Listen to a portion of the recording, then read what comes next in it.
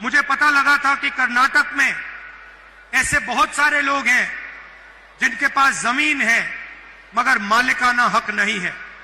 इनको मालिकाना हक नहीं था, इनकी प्रॉपर्टी राइट्स नहीं थी, इनको सरकार की कोई फैसिलिटी नहीं मिलती थी। कहता हूं कि कर्नाटक में जिसके पास भी जमीन हो उसके पास मालिकाना हक जरूर हो।